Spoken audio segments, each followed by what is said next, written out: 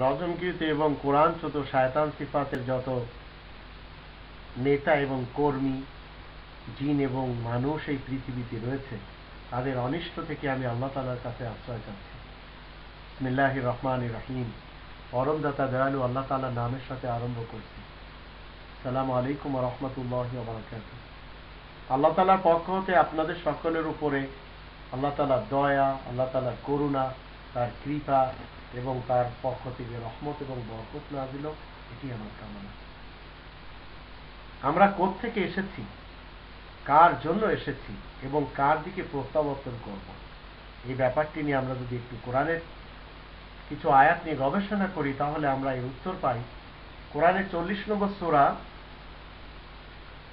মুমিন এর আয়াত নম্বর 67 এবং 68। এখানে আমরা দেখতে পাবো আল্লাহ রাব্বুল আলামিন বলছেন, ওয়াল্লাযী খালাকাকুম মিন তুরাবিন সুম্মা মিন নুতফাতিন সুম্মা মিন আলাকাতিন সুম্মা ইখরিজুকুম তিফলান সুম্মা লিতাবলুগু আশুদ্দাকুম সুম্মা লিতাকুনু শুয়ুখা ওয়া মিনকুম মান ইউতাওয়াফা মিন ক্বাবলু ওয়া লিতাবলুগু আজালাম মুসাম্মা ওয়া লাআল্লাকুম তাকিলুন ওয়াল্লাযী ইহয়ী ওয়া ইউমীত ফাইযা ক্বাদা আমরান ফাইন্নামা ইয়াকুলু লাহু কুন ফায়াকুন।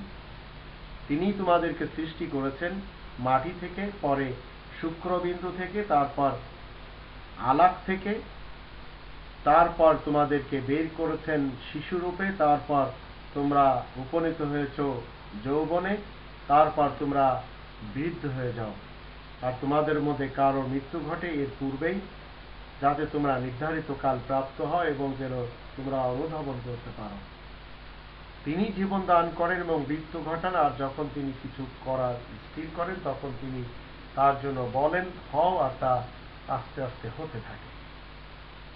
এরপর 21 নম্বর সূরা আল আম্বিয়া এর 33 থেকে 35 আয়াতগুলিতে আমরা দেখব আল্লাহ বলছেন, ওয়াল্লাযী খালাকাল লাইলা ওয়ান নাহারা ওয়াশ শামসা ওয়াল কমার কুল্লুন ফি ফালাকিন ইয়াসবাহুন।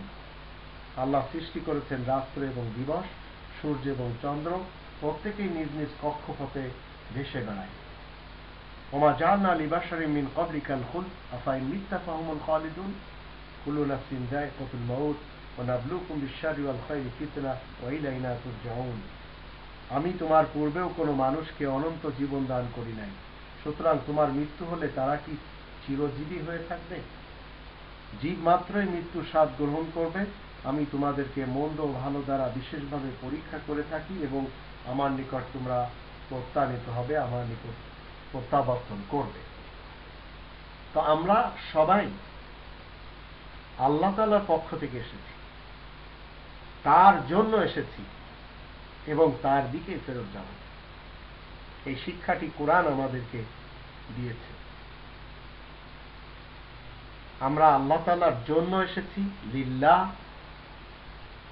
আমাদের জীবন মরণ, আমাদের নামাজ কুরবানি আল্লাহ তাআলার জন্য হতে হবে। 6 নম্বর সূরা আল আনামের 162 নম্বর আয়াতে রাসূল কারীম তিনি বলে গেছেন, কুল ইন্না সলাতি ওয়া নুসুকি ওয়া মাহইয়ায়া ওয়া মামাতি লিল্লাহি রাব্বিল আলামিন।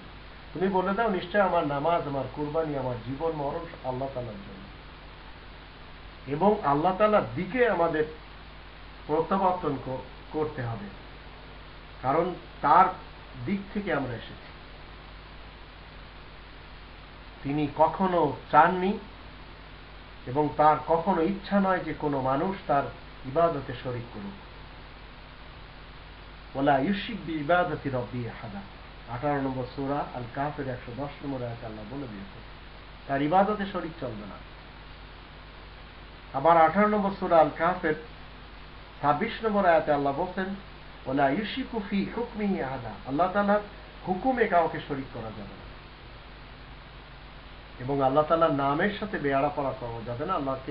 আল্লাহ রাব্বুল আলামিনের যখন আপনার আমার ডাকার দরকার, আমরা যখন আল্লাহ তাআলাকে ডাকবো, তখন কোরআনের মধ্য থেকে আল্লাহ তাআলা যে হুকুম, সেই হুকুম মোতাবেক সেই নাম যা কোরআন আমাদেরকে শিক্ষা দিয়েছে সেই নামে ডাকবো। অনারব কোনো নামে আমরা ডাকবো না, মন গড়া কোন নামে আমরা ডাকতে পারবো না। কোরআনের 17 নম্বর সূরা বানী ইসরাঈলের 110 নম্বর আয়াতে আল্লাহ বলে দিয়েছেন, কুলিদুল্লাহ বিদুর রহমান আইয়ামা তাদউ ফালাহুল আসমাউল হুসনা। তুমি বলে দাও, তোমরা আল্লাহ বলে ডাকো অথবা রহমান বলে ডাকো, এছাড়া অন্য কোনো নামে তাকে ডাকতে চাচ্ছ, তার জন্য আসমায়ে হুসনা রয়েছে। এই আসমায়ে হুসনা কোরআনের ভিতরে আমরা পাবো। আবার 7 নম্বর সূরা আল আরাফের 180 নম্বর আয়াতে আল্লাহ বলছেন, তার আসমায়ে হুসনাকে বাদ দিয়ে যদি আমরা মানব রচিত কোনো মন গড়া নাম নিয়ে ডাকি, তো যারা ডাকছে তাদেরকে আল্লাহ তাআলা বর্জন করে চলতে বলেছেন। ওয়াযারুল্লাযীনা ইউলহিদুনা ফি আসমাই। তাহলে আমরা এসেছি আল্লাহ তাআলার পক্ষ থেকে, তার জন্য এসেছি এবং তার দিকে ফেরত যাব।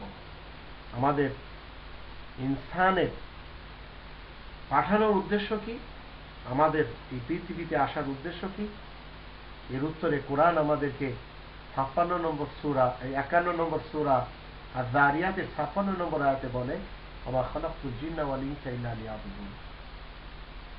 যত নেতা কর্মী এই পৃথিবীতে রয়েছে, জিন এবং ইনসান রয়েছে, শহরের হোক অথবা গ্রামের হোক, শিক্ষিত হোক অথবা অশিক্ষিত হোক, সকল মানুষকে আল্লাহ তাআলা বলছেন যে আমি আমার ইবাদতের জন্য সৃষ্টি করেছি। তা আমরা জানতে পারলাম এই আয়াতগুলির মাধ্যম দিয়ে আল্লাহ তাআলার পক্ষ থেকে এসেছি, তার জন্য এসেছি এবং তার দিকে আমরা ফেরত যাব। এখন আপনি যদি মনমানি করেন আর কোরআনের বিপরীত কোনো মতবাদ আপনি তৈরি করে নিয়ে আপনার যা ইচ্ছা তাই আপনি বকবক করে যদি যান, তাহলে পরকাল আপনার সর্বনাশ হয়ে যাবে। আমরা এই পৃথিবীতে নাস্তিক হতে আসিনি, আমরা আস্তিক থেকে আস্তিক হয়ে আল্লাহ তাআলার দিকে প্রত্যাবর্তন করতে চাই এবং শুধু মুসলিম নামে আমরা মুক্তি